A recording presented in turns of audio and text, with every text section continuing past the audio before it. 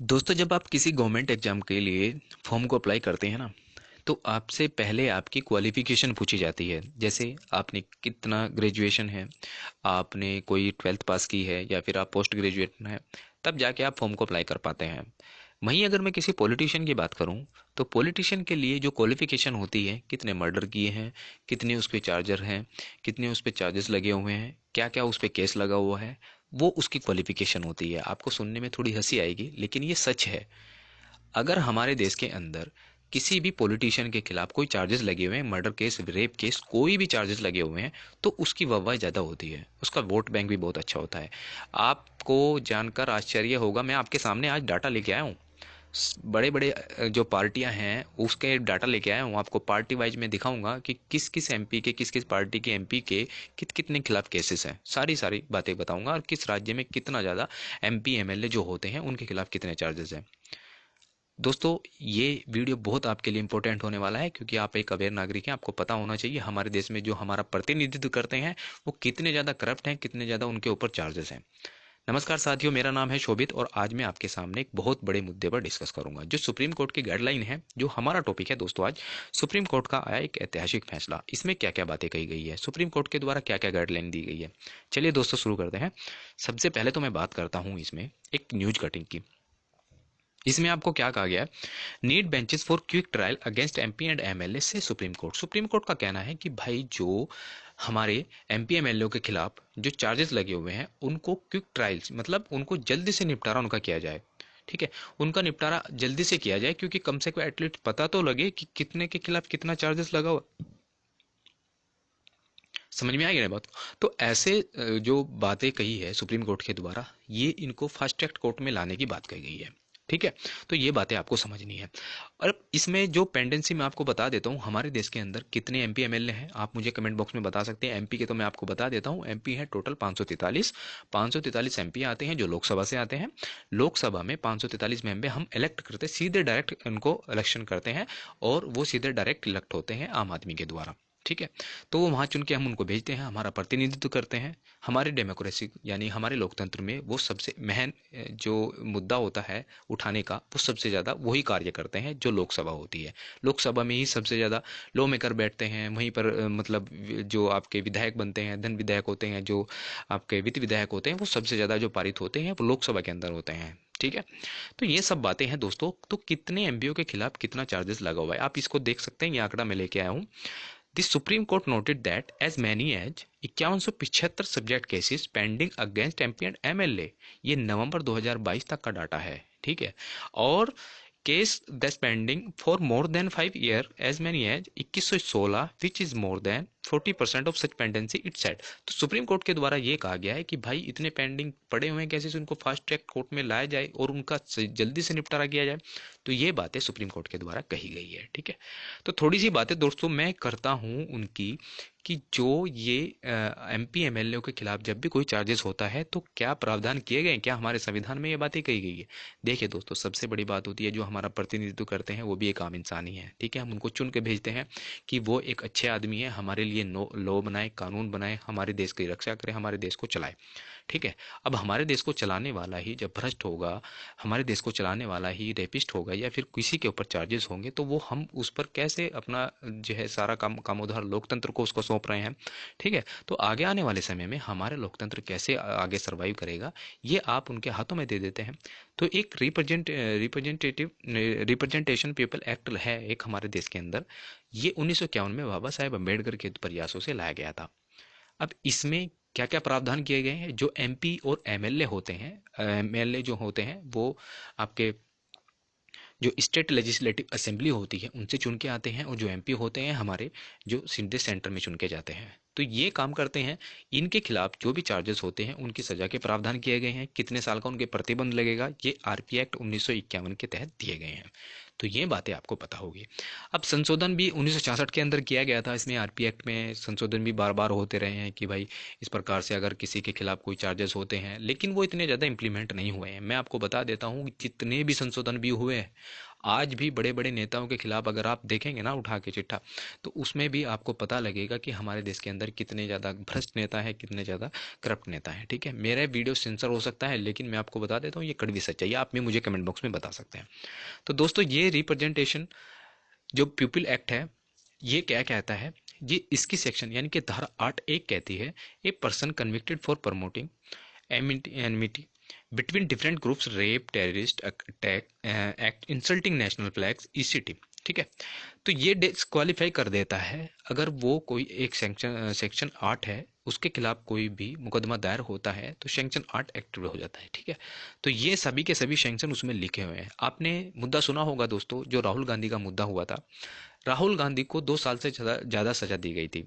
अगर 2 साल से कम सजा दी जाती तो उनकी जो सदस्यता है वो रद्द नहीं होती। अगर 2 साल से ऊपर की सजा दी गई है, 2 साल की सजा दी गई है, तो उनकी सदस्यता रद्द हो जाती है और 6 साल का उनके ऊपर बैन भी लग जाता है।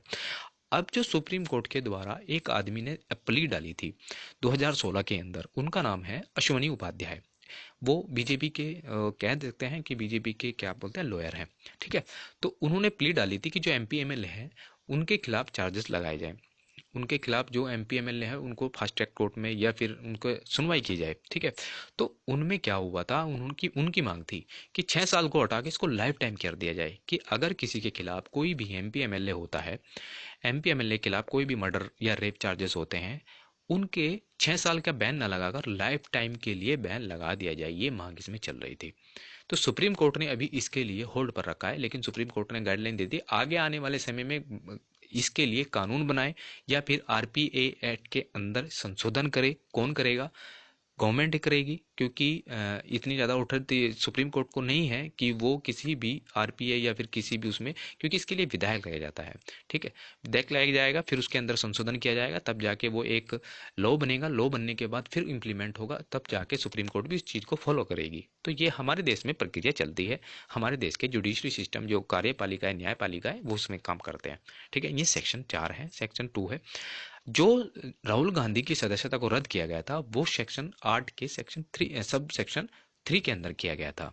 तो ये सब सेक्शन 3 जो है, इसमें क्या कहता है कि जो भी मतलब जो एमपी एमएलए के खिलाफ जो चार्जेस होते हैं वो 2 साल से ज़्यादा नहीं, उसको 6 साल से ज़्यादा नहीं, सॉरी, तो उसको लाइफ टाइम के लिए बैन किया जाए, कि लाइफ टाइम के लिए उसको जो पॉलिटी है उसको अलग ही कर दिया जाए लाइफ टाइम से, पॉलिटिक्स से। ठीक है, तो ये इसमें अश्वनी उपाध्याय के द्वारा बातें कही गई है।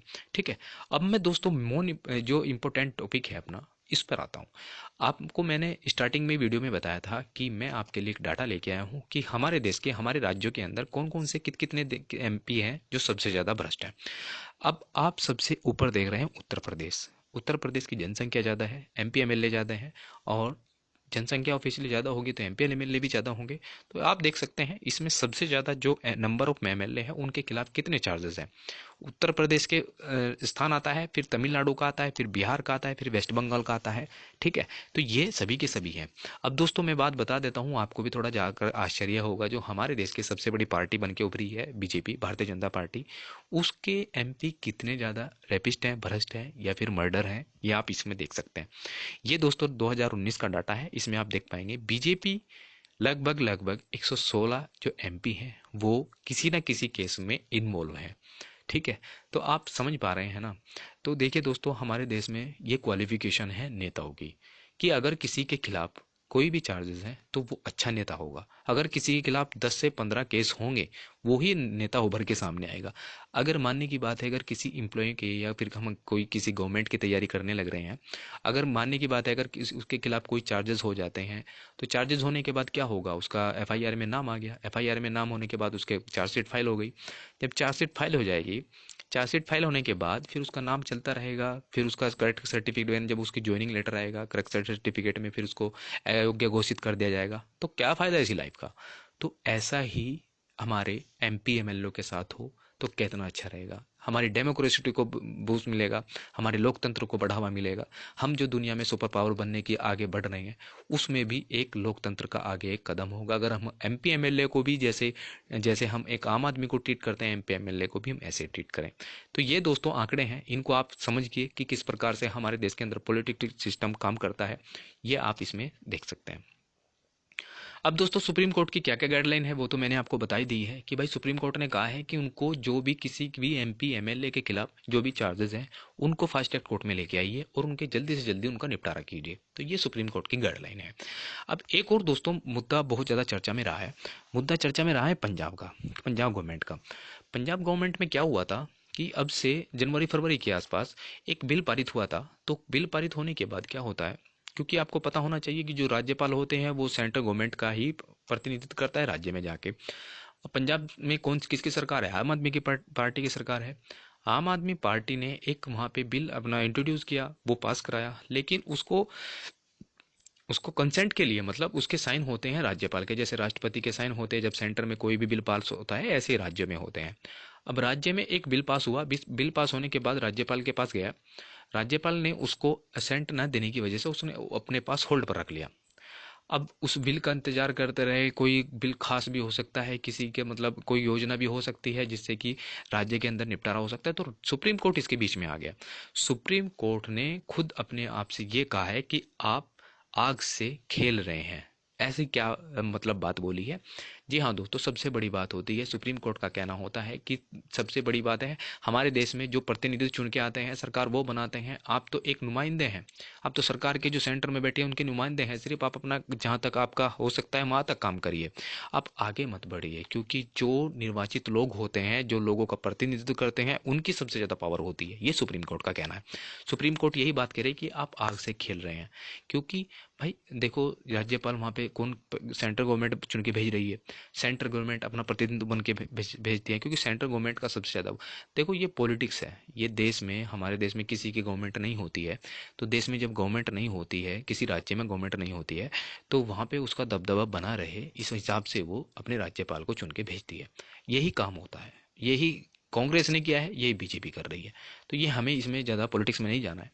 दोस्तों अगर आपको ये वीडियो अच्छा लगा, आप मुझे कमेंट बॉक्स में ज़रूर बताइएगा। अगर आप किसी भी state PCS UPSC RO ARO जो भी एग्जाम की आप तैयारी कर रहे हैं, आप मुझे कमेंट बॉक्स में बताइए कि आपको ये वीडियो कैसा लगा, इन्फॉर्मेटिव लगा तो आप मुझे कमेंट बॉक्स में ज़रूर बता सकते हैं। अगर आप एग्जाम की तैयारी कर रहे हैं तो मैं आपके लिए एक डेडिकेटेड वीडियो लेके आऊँगा जो इकोनॉमिक्स से रिलेटेड होगी।